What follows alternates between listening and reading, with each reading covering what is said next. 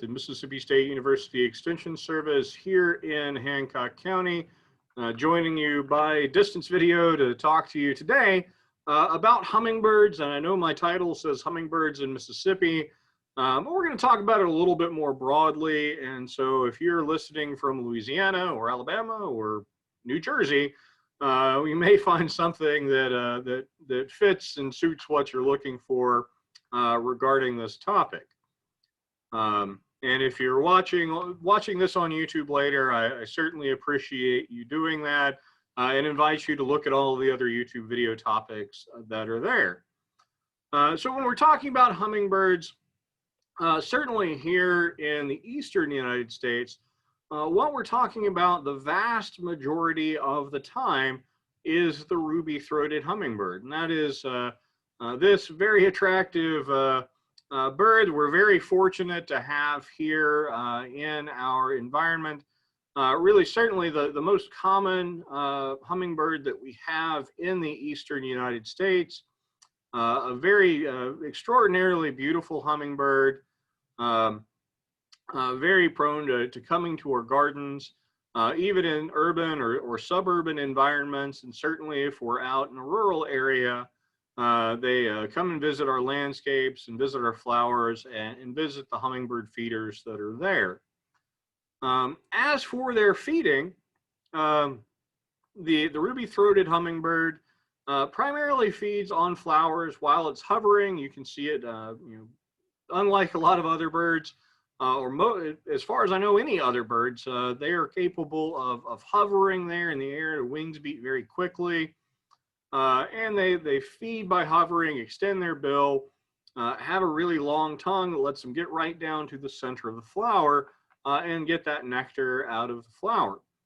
When they are feeding at feeders, if there's a perch available, they may use that, they may hover. We see kind of both behaviors when we take the time to watch this hummingbird. One thing that some people don't realize is that in addition to feeding on nectar, hummingbirds will also feed on insects. And they are extraordinarily agile flyers and very, very quick. You see them zipping around the landscape. And they'll actually take insects out of midair or will hover to pick them off plants. They really favor some of the really smaller and soft-bodied insects. One thing that's really kind of interesting to watch is if you have a big spider web there, the hummingbirds will actually hover right up to the spider web and will actually pluck the spiders pluck the insects right out of the spider's web as an easy way for them to feed. So they primarily feed on nectar with a little bit of insects to add it to that. And when we talk about flowers that are suitable for hummingbirds, and we're going to spend some time on that towards the end of this presentation, they really like flowers that have a tubular shape. You can kind of think of trumpet vine as being a really classic example of that. And of course, they are very frequent visitors to our hummingbird feeders. A little bit more about their biology. They lay eggs, and those are incubated by the female for about 11 to 16 days, determined by sort of the environmental conditions. And then those young are able to fly after about 20 days. And so hummingbirds may have 2 broods per year. In some years, it's possible for them to have 3. You can see a really great image there of one of the nests that they build. In fact, the female will start to build a second nest for another brood while she is still tending the young for that first brood that she has. So she stays very, very, very busy taking care of the young. Males aren't really involved in that. With hummingbirds, it's pretty much all by the female. And they make their nests usually in trees or large shrubs, generally in a range of about 10 to 20 feet off the ground, though there's certainly a good bit more variation in that. And they tend to place them on a horizontal branch, and they're looking for an enclosed place somewhere that has a lot of leaf cover there to protect that nesting site. And as you can see in the image, they make this really nice compact cup of grasses, other plant fibers, things like cattail fibers are a good source of nesting material for them. And they'll actually sort of camouflage the outside of that nest with things like lichen or things like dead leaves, can make their nests really difficult to pick out in amongst the other material that's there on the tree. Now, as far as the range of the ruby-throated hummingbird, you can see of course, there's sort of 4 different colors on this map that's being shown. And down there in the, what you see in blue is kind of outside the range of this bird. So we don't tend to see ruby-throated hummingbirds in the western side of the United States. And then we have their winter range. So where they go when they leave here for the winter, or where they're coming back from in the spring.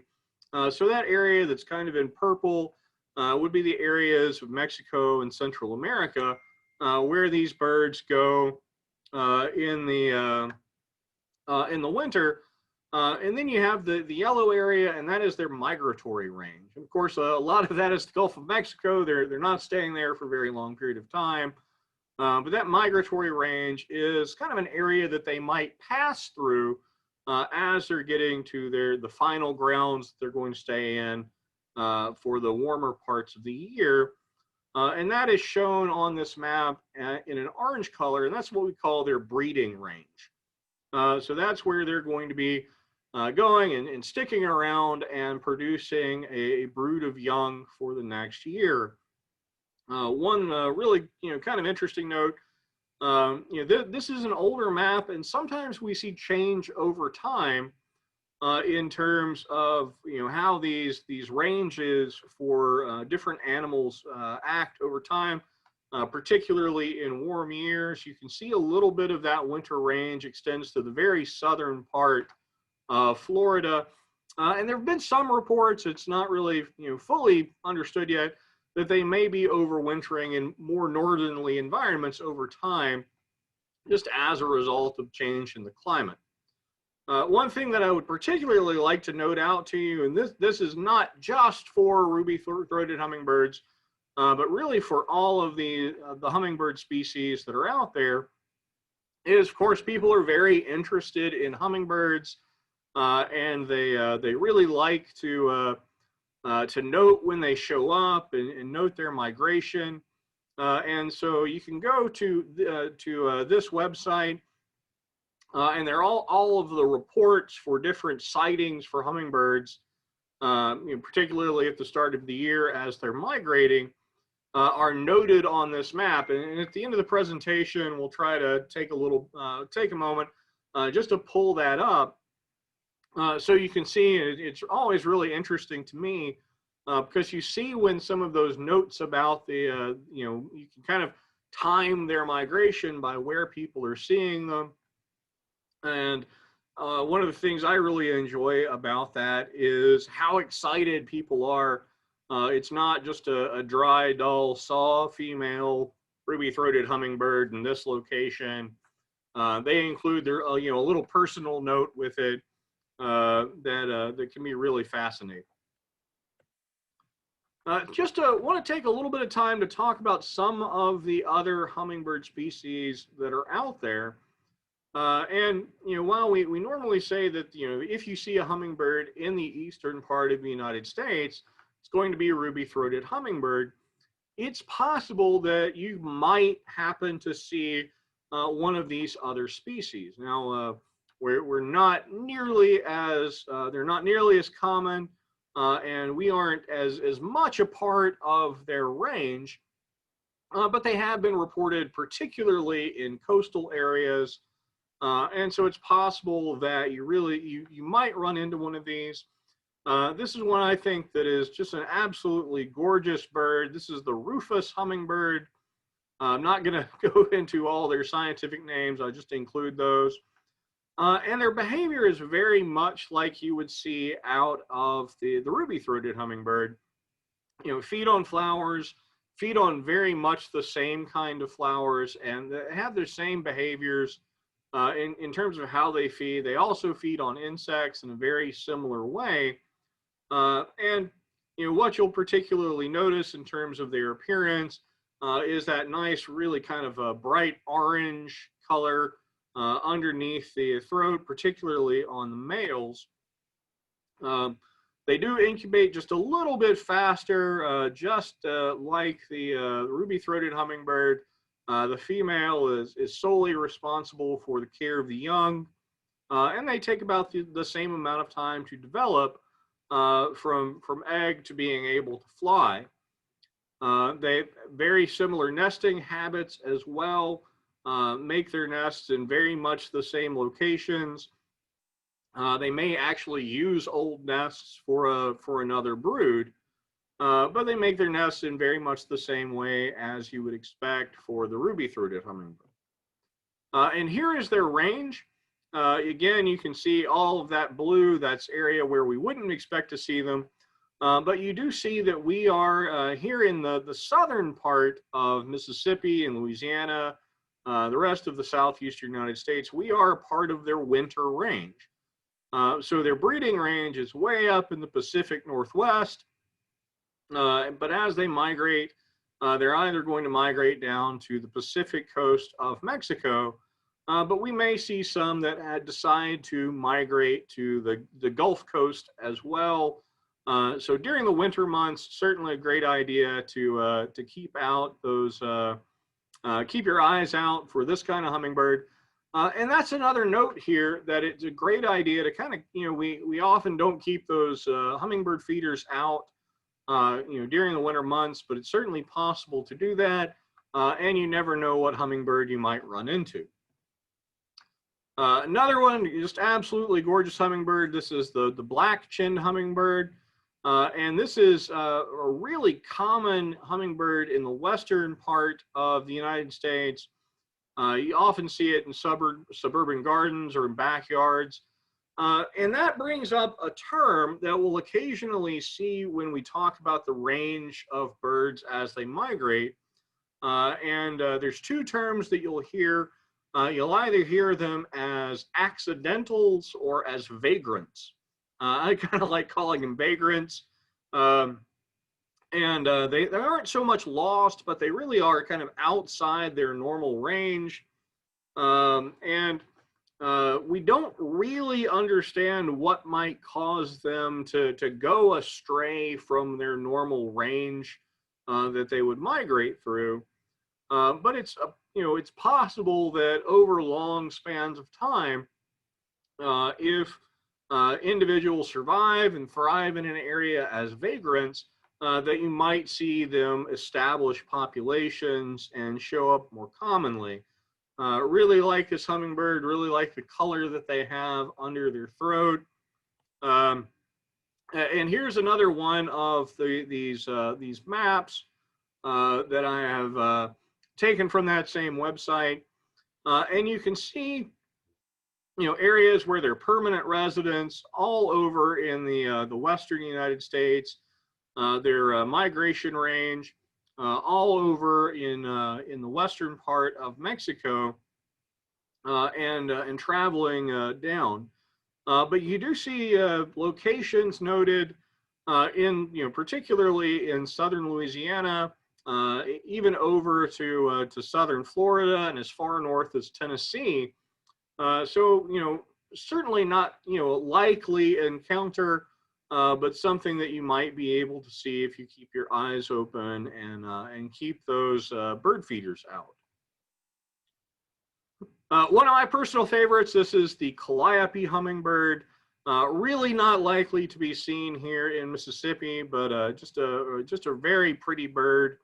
So I like to include it. It's the smallest bird in North America. Only about 3 inches long. They weigh about 1/10 of an ounce. So really, really tiny. I like the picture there where it shows one of their nests in comparison with a quarter, just to give you kind of an idea of their scale. They migrate from Canada all the way to southern Mexico, which is quite a long trip for a very little bird. Can be kind of easy to overlook, but very pretty. Another really common one out, particularly in California, is the Allen's hummingbird. Really difficult to tell apart from the rufous hummingbird, and they're still trying to figure out the migration of this. There are some notes for vagrants of this species showing up here, but really certainly a lot more common out in the western United States. Here's another one of those maps. You can see their nesting range all the way, or their breeding range all the way over on the very coast of California, but with vagrants noted all over the Gulf Coast, and as far north as what looks like Massachusetts. So certainly there have been reports from a wide range of different areas. This is the green violet ear, really common or more common in the tropics and in mountain forests. Does appear to be kind of nomadic and move around quite a lot, though it has been reported in Texas and some other scattered locations. Really attractive bird, brilliant green plumage, just very, very pretty. Much of their behavior, again, they're very common up on the slopes of the Andes. And so if they've shown up in the United States, they would be one of those vagrant individuals that we've discussed. So here's that map from here, and I include them because there's one note here in South Mississippi. I can't tell if that's Biloxi or Gulfport or Ocean Springs, but right down here on the Gulf Coast, far outside the range where we would expect them. But the lesson here is to something that you can really spend time outdoors looking for. Broad-billed hummingbird, again, a Mexican species, really not going to be common. But again, some of those vagrants shown far outside of the normal range where we would expect them. So there's a lot of opportunity there, not only for the ruby-throated hummingbird, but to see some of these other species if we keep our eyes open. And it's a great time to spend time out there in the garden. Keep those feeders out there so that we can make sure we have food sources and environments that are favorable to them. And maybe we'll not only see the ruby-throated hummingbirds that we love, but some of these other species as well. And so what I want to talk about now is how we can create a really favorable environment in our backyards to really suit the hummingbirds and make sure that they have a comfortable place to exist in our backyards, encourage them to hang out with us. And so, as with any time we're talking about wildlife, what we need to do in order to make sure that they are, excuse me, going to be welcomed into our environment is that we have their needs met, that we have food and water and shelter and nesting habitat for them, so that they're going to want to stick around. And hummingbird gardens are excellent, easy to maintain in the backyard. They very easily complement our butterfly gardens, and we want to keep in mind those hummingbirds will utilize a variety of food types. So not only are they feeding on flower nectar, not only can we have the feeders there for them, but they're also feeding on some of the small insects in our environment as well. Like in a butterfly garden, you want to make sure that you're kind of keeping down your pesticide sprays to as minimal as possible to protect the plants that you need to protect without damaging those insect populations that are really going to favor the presence of these hummingbirds. Kind of just make this point, excuse me for having a little bit of a dry throat. Insects are a really important part of that diet, particularly during the nesting season when they're just burning a lot of calories, not only to take care of themselves, but to raise their young. So keeping those insects around that are going to be beneficial to them is important. And I realized as I was making this, putting this presentation together, that I didn't actually include a slide about hummingbird feeders. So I want to make a couple of comments about them right now. There are a vast number of hummingbird feeders that are available at just about every garden store or big box store that you may go to. All of them work very well, so they function very easily to make sure that we are providing that food source to the hummingbirds. They will usually be a red color with a clear container, either plastic or glass, that you can fill with hummingbird feed. As for the hummingbird food itself, that nectar that we're going to make for them, that really is just sugar water. So you can dissolve a cup of sugar in 4 cups of water, and that is everything that you need to include in that feed. Oftentimes commercial feeds, and this is less so now, oftentimes they used to come with a red dye.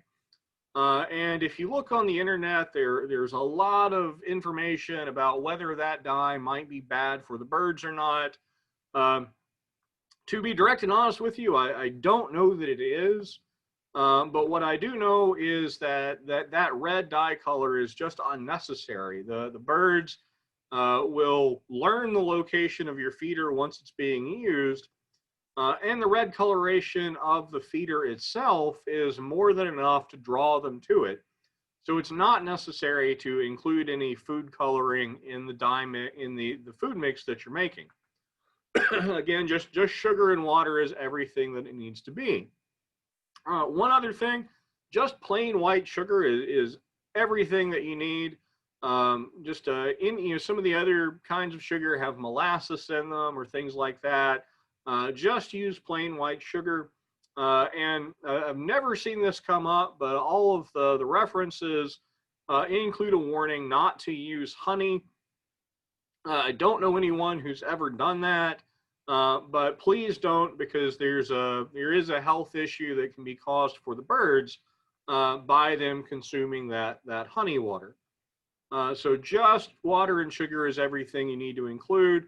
And it's a good idea to include several feeders around the property because hummingbirds are territorial. And so you don't want them to have to fight over it. So include several different feeders at several different locations. Make sure they're in a nice place where you can see them so you get the enjoyment of watching them feed.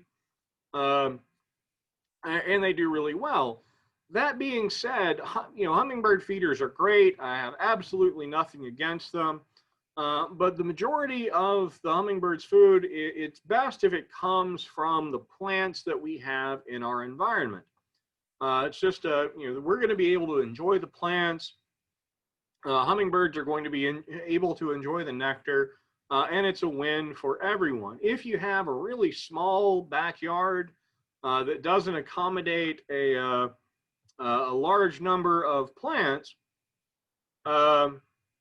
then using hanging baskets or using patio containers works absolutely just as well, or trellising a plant works just as well as having a big backyard.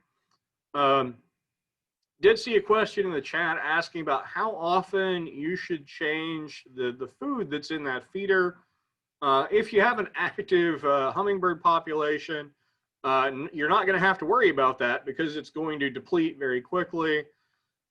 You do want to keep it full. You want to keep it where you have, you don't want it to let it get empty because they're going to learn that food source isn't available. So make sure you keep on top of that. I don't have a specific date or number of days that you need to change out that feed in terms of the quality of the sugar water. It should be just fine. And high sugar concentration liquids are pretty resistant to the development of bacteria and fungi and things like that.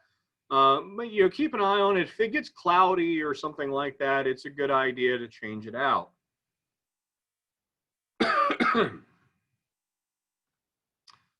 So again, I mentioned this earlier, a lot of our hummingbird flowers, or most of our hummingbird flowers, are going to have kind of a tubular shape. They're going to be easy for the hummingbirds to hover around. And again, you want to provide various locations throughout the landscape so that the territorial hummingbirds don't drive each other away. Some good examples of plants that are particularly suitable. This is trumpet flower, also occasionally called crossvine.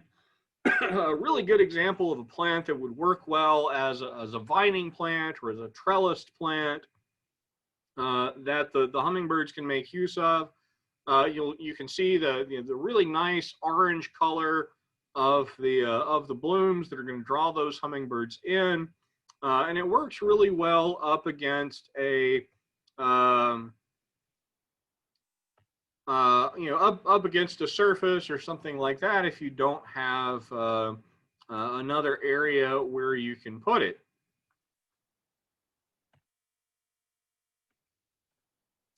Another example, just to kind of go on the completely opposite direction and look for a tree that hummingbirds are going to particularly enjoy. Heard this tree called a number of different things, from a yellow poplar to a tulip poplar to a tulip tree. Liriodendron tulipifera, or whatever we want to call it, is an absolutely wonderful plant for bees and for butterflies and for hummingbirds. Absolutely gorgeous yellow flowers. Grows very, very large. So tulip poplars can be a very, very tall tree. And really the only disadvantage that I think this has in the landscape is very often those flowers are pretty high up. So we may have this plant there as a great resource for the hummingbirds, but because of the height of those flowers, once the tree is mature, we may not see a lot of them. But it is a good resource, not only as a flower source, but as a nesting site for hummingbirds. Really popular landscape plant, particularly for wet areas, is Cardinal Flower. Tall spikes of red tubular flowers. A wonderful plant to include, particularly if you might have a wet area in the landscape. It will thrive in that environment and add a lot of really nice color, and is again really popular with not only with hummingbirds but with butterflies. An animation there I didn't realize I had, but there is a close-up of that flower, just to kind of give you an idea of the shape of them and how attractive they can be in the landscape. Really popular one that I am fond of, this is red Buckeye. Wonderful plant again. Kind of, you can call it a shrub or a small tree, depending on how you want to go with that. Lots of spikes of flowers, so a lot of opportunity there. Really brings in butterflies, really brings in hummingbirds. And again, it's a plant that really tolerates some poorer conditions in the environment. So if you have a difficult area to plant in, red Buckeye will work very well. One of my personal favorites, this is Althea, Rose of Sharon, whatever we want to call it. Hibiscus plant. I've heard it called so many different things, but we'll settle on Althea. Just massive numbers. Different colors of blooms are available, but really popular with the hummingbirds, and they make a really good specimen plant because they have attractive leaves and attractive flowers.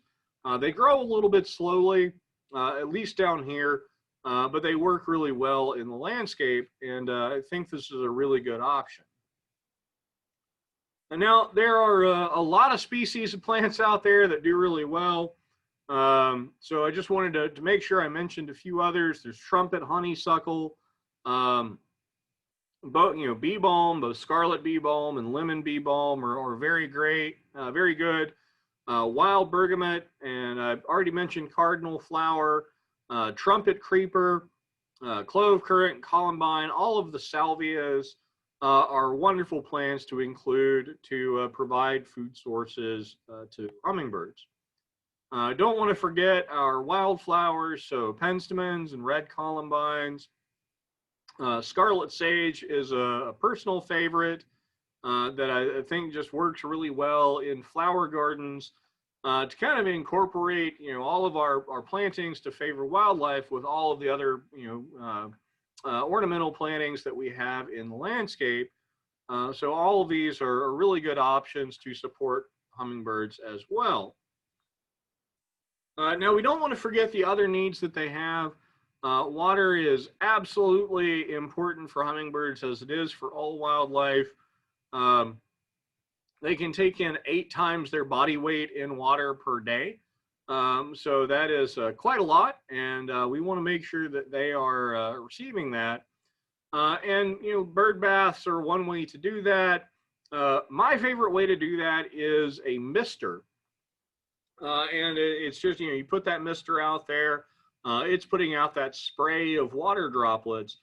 Try to point it away from any plants you might have, because you don't want that water constantly going onto a plant, because you don't want to start any plant disease problems, anything like that. But it's really neat to have that mister going and seeing the hummingbirds just kind of fly right up into it and drink right there on the wing and fly off. So I just enjoy watching that, and I think that's a great way to provide them water in the landscape. As far as shelter, we want to make sure that we have a variety of landscape spaces available to them. So making sure that we have sunny areas in the landscape where they can go and warm up, having some shady areas where they can get cooled down.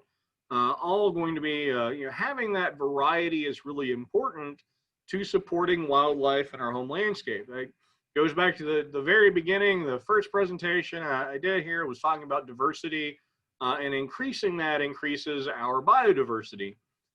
So making sure that we have different areas in our landscape that are going to be suitable for them is really important.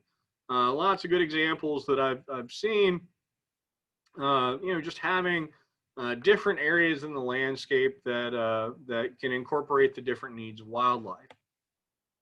We do want to make sure that they have good nesting space. They're going to use vines and shrubs and trees. Oftentimes you'll see them in the crotch of a tree or a forked limb.